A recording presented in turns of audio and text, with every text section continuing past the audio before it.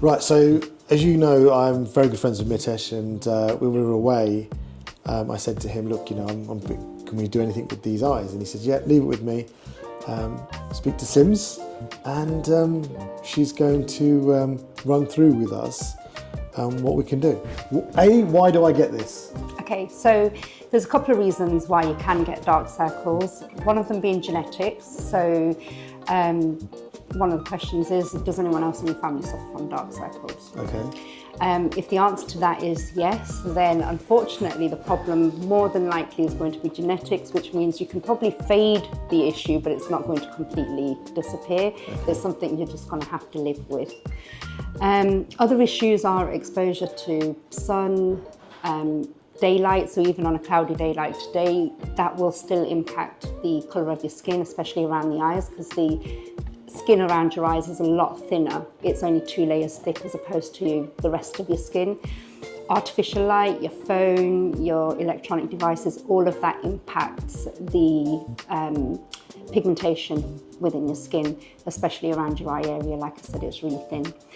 Other things, lifestyle factors, so alcohol, smoking, all of those things will also affect. Late nights, okay. Yeah, that too. Spending time with Mitesh? Spending time with Mitesh, definitely, because he's got dark circles anyway. Yeah. So it's rubbing off on me. Absolutely. So all of those things will impact the darkness and the quality of the skin underneath your eyes. What's the process? What can you do? What can I do? What's the treatment that you're suggesting? So there's quite a few treatments out there that you can do, ranging from laser-based treatments to peels and injectables.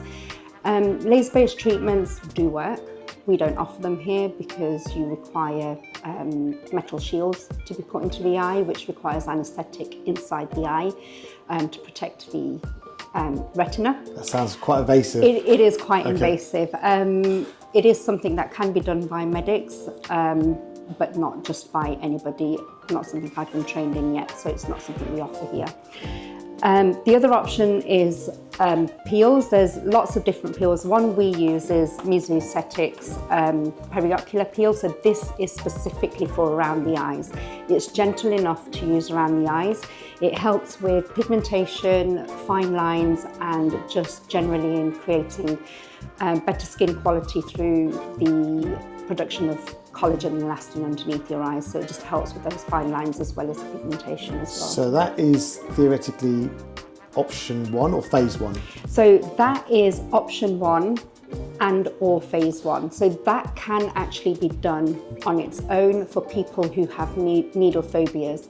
The process in terms of getting the results would probably take that little bit longer, but the results can still be achieved through just having that done as well. So if we were just doing the peel, yeah, how many would you recommend we do? So we recommend a minimum of 6 to start with, and it's usually 2 weeks apart. So you'd have 6 treatments, 2 weeks apart, and then after that it's just a maintenance peel. So some people like to just come in once every month and have the treatment done just to keep on top of it. Other individuals might just come in every 2-3 months to keep on top of it, depending on how bad the situation was to start with. Okay, so, but we're doing phase 1 or option 1 and following it up with option 2. Yes. So talk to me about option 2. So option 2 is an injectable based treatment. So we use the Leicester Clinic brand. Yeah. Now with this particular brand, they've got several options. You've got the normal Clinic, which is basically polynucleotides, which is purified, highly purified DNA from salmon, trout, fish. Okay. So within this, there's 2 different strengths. You've got one specifically for the under eye, and then you've got this one which can actually be used across the entire face and underneath the eyes. Now, it's not necessarily the one that I would choose for a first time treatment for somebody for under the eye treatment, but for yourself, this is the one I'm going to be using, just because the quality of the skin underneath your eyes is going to need a little bit of work.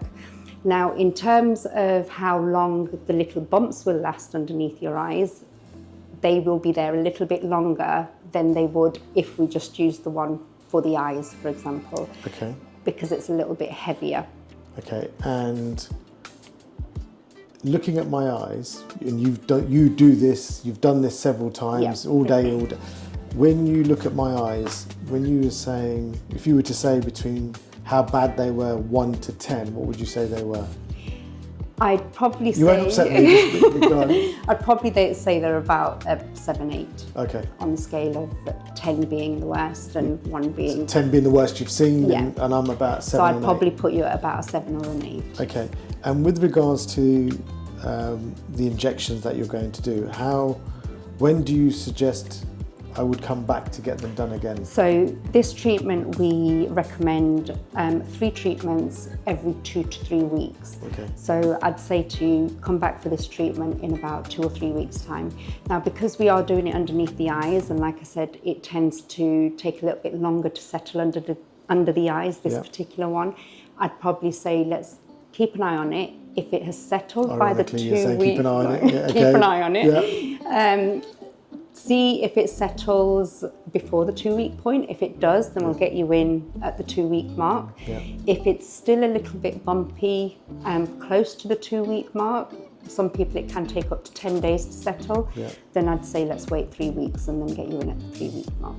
Cool. So anything that I should think or not do after the treatment? What shouldn't I be doing? So after the treatment, the things...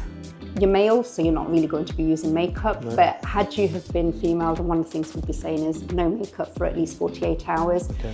We are breaking the barrier of the skin, so obviously there's a risk of infection, so you just want to keep the area as clean as you possibly can. So no touching it.